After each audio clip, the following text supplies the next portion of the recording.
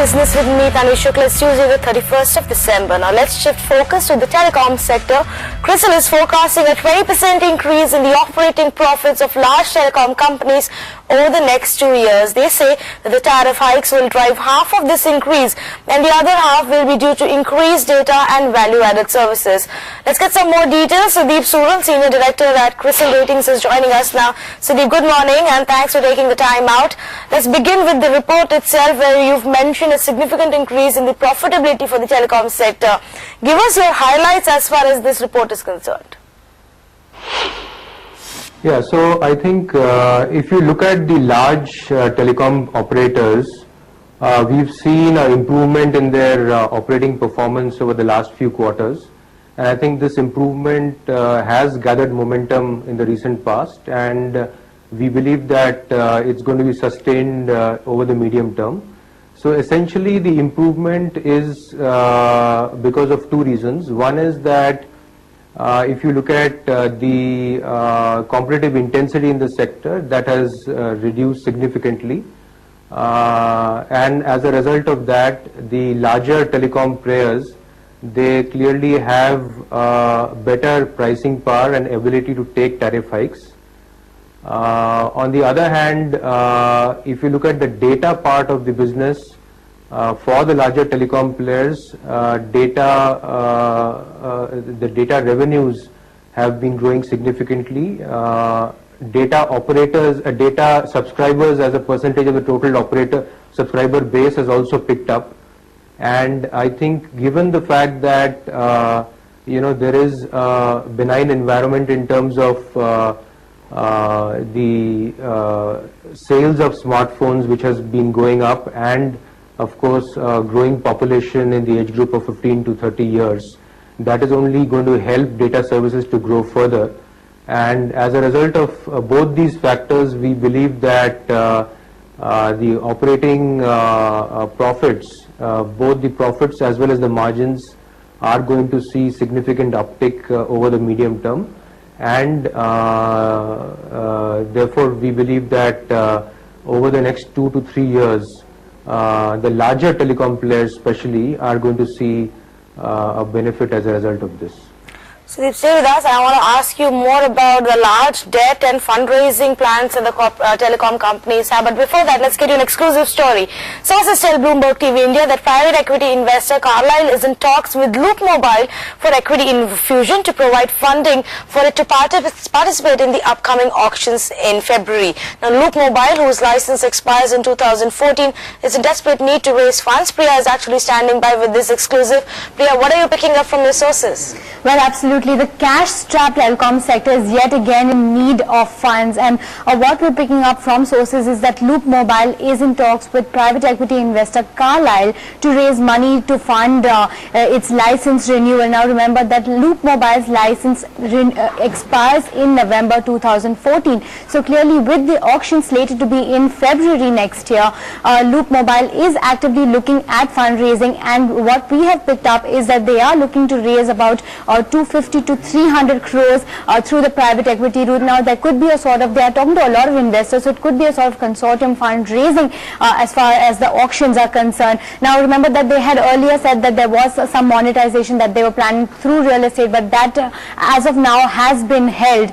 Now remember that Loop Mobile holds about 8 megahertz in the 900 megahertz band in the Mumbai circle, and it has been, if you do the math as far as the auctions are concerned, they would have to buy a minimum of 5 megahertz of spectrum to ensure continuity of operations. And if you do the math, it comes up to about 1650 crore as far as the total expenditure for the 500 megahertz band is concerned. So giving, for them to pay 25% upfront, it would leave them with about 400 crore as an immediate requirement. And as we know, they are talking to several investors. Now remember that they have already been opposing following, the refarming, and it has been in January. There has been some petitions filed with TDSAT as well. Right. Now, responses when we wrote to Loop, they said that they have confirmed that they will be participating and they will be renewing their license as far as 2014 is concerned, and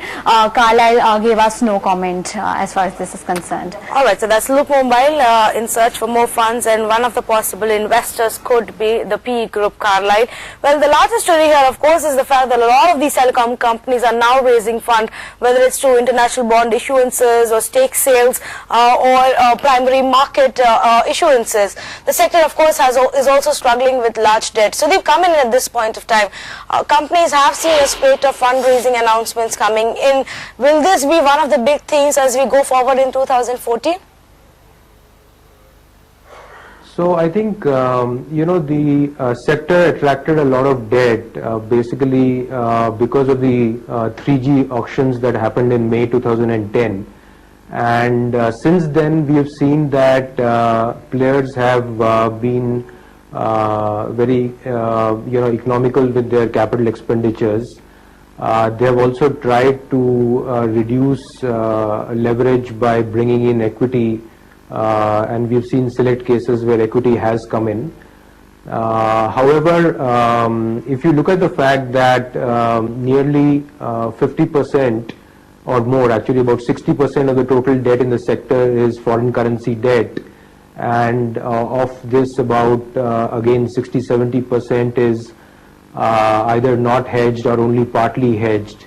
That is a reason why the debt levels have gone up with the depreciation of the Indian currency. Given the fact that over the medium term we see players will have to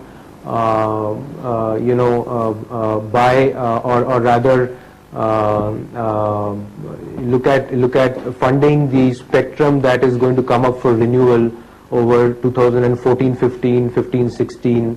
This and the fact that a depreciating rupee might really prevent leverage levels from going down below, even though there could be options of equity coming in future. Siddhi, what about foreign investment? Vodafone's FDI not came in yesterday. Will we see more foreign interest coming into the sector now that the FDI has opened up completely to 100% for telcos? Well, if you look at the fact that the sector is actually has been doing better in the last few quarters, both in terms of revenue growth as well as operating profitability margins, there is a possibility that a fresh equity comes in and players are able to attract equity. However, a lot would depend on the specifics of the situation that each player is in, and as you are aware, the larger players typically account for around 80% of the total revenues and a large part of the market.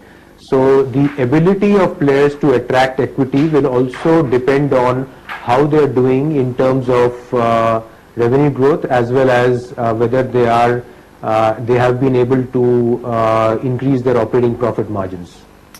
Alright, then it looks like some of that foreign investment may be selective in terms of which companies really get to attract more of that. So, Sunil, thank you so much for joining us today with your thoughts on the telecom sector. Coming up next on the Rich List today, the top 3 ranked billionaires in the world. We tell you more about them in just a bit.